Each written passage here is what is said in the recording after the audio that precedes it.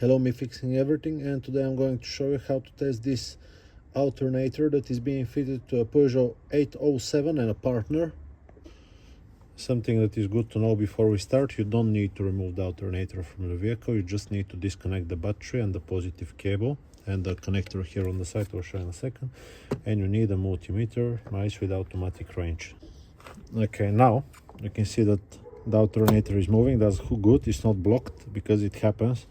Sometimes the alternator gets stuck, mechanical problem. Now we'll test the electrics. What you need to do is remove the 13mm nut from here, remove the cable, the positive wire. Don't forget to disconnect the battery.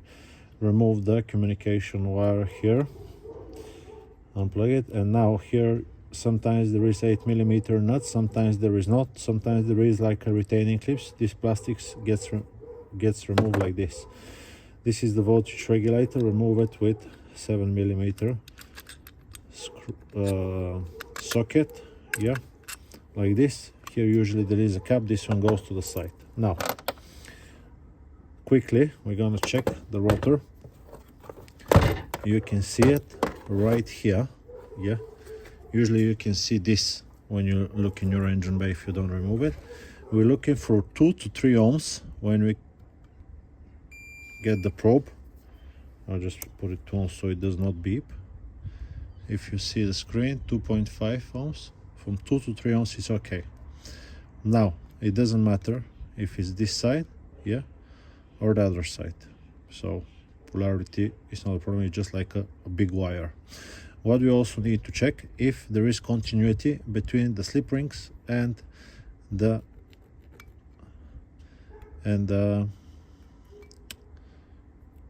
casing of the alternator. This is 16 mega ohms, so that's okay.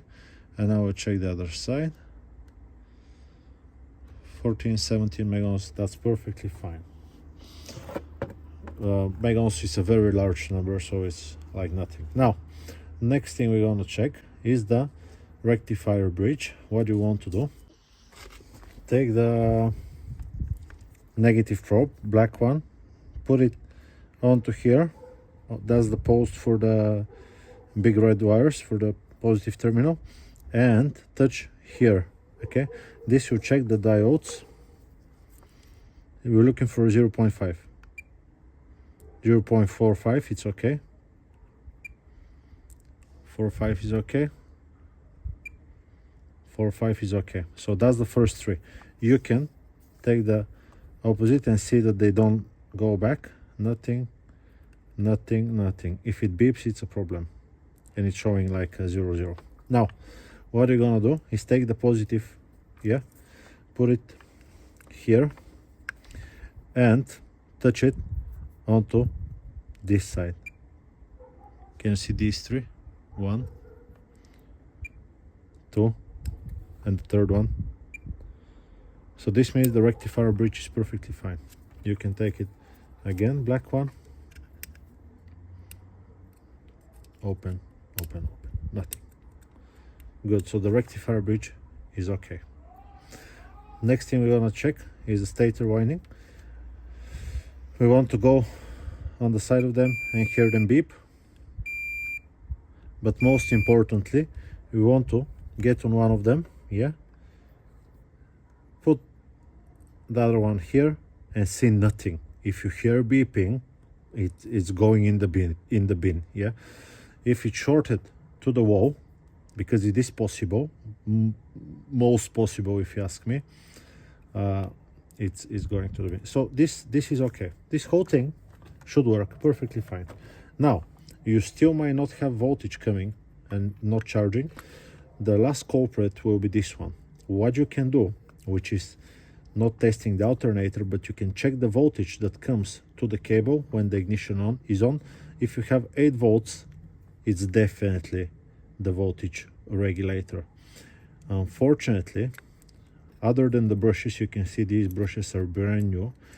Other than the brushes, you cannot check this voltage regulator with just a multimeter. You need a bench power supply, you need a special communicating device, because some of them are different protocols. Some will expect a signal from the computer, some of them will expect a voltage between 12 and 14.8 volts and whatnot, but there is a chip inside.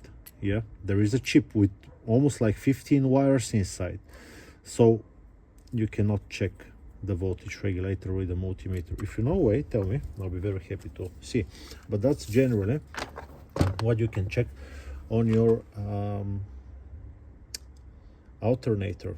Stator is okay, it's not shorted. Rotor is okay, it's not shorted. Rectifier bridge is okay. Brushes, look how long they are, perfectly fine. Other thing, it's the signal to the voltage regulator. I hope this video, and it turns. This one is not the best. Yeah, you can hear the bearing, but it does work. So that's how you can test. Some of them are 100 amperes, this is 170, some of them are a little bit less, but they're exactly the same. Yeah, I hope this video is being helpful to you. I'll just put it back now, and I'll see you on to the next one. I'll be happy if you leave me a comment, or even if it's negative, I might not reply, but I'll still read it. That's it. Bye bye.